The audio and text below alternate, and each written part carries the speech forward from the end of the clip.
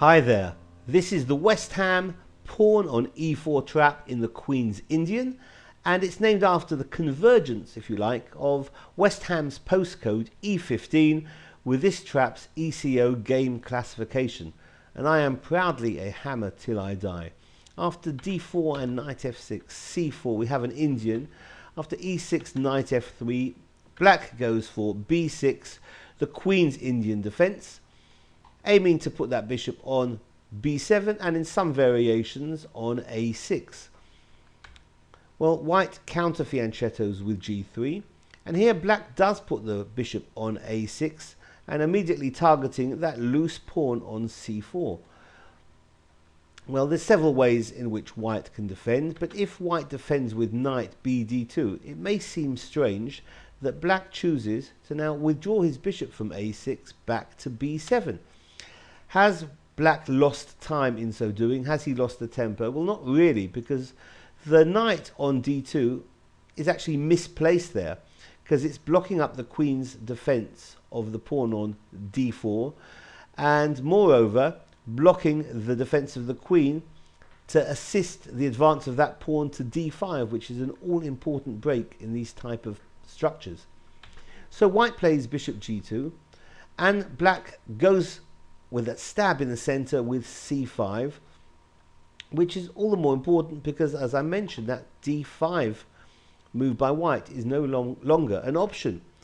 So here white can go for a very dynamic and attractive move in this position, e4. It's an extremely fluid position here, and the move e4 is the most popular move in this position. Although Grandmaster Karpov has always played true to his style, instead of e4, Karpov has actually castled here, whereas Grandmaster Ivanchuk and many others have played this move e4. Well, it is gambiting this pawn on e4. Can it be taken?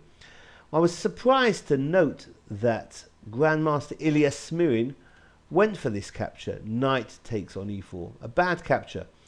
Black would be doing best to try and go for equality with c takes on d4. But let's see what happens after knight takes on e4. Black has won a pawn, but white can play this move, knight e5. And all of a sudden, this knight on e4 is being hit twice by the knight on d2 and the bishop on g2.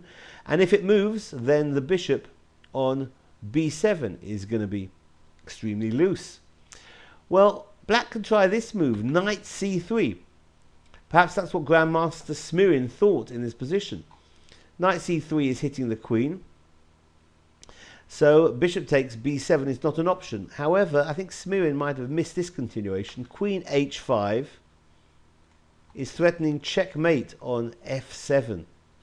And if black plays g6 now, defending the checkmate while hitting the queen, all of a sudden the queen can drop back to h3. The queen is defending the bishop on g2, while the knight on c3 is still under attack by the pawn on b2.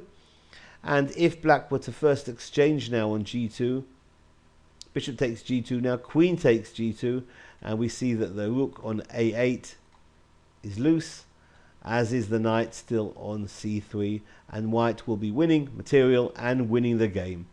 So this has been the West Ham pawn on e4 trap in the Queen's Indian defense. Thanks for watching. Bye-bye.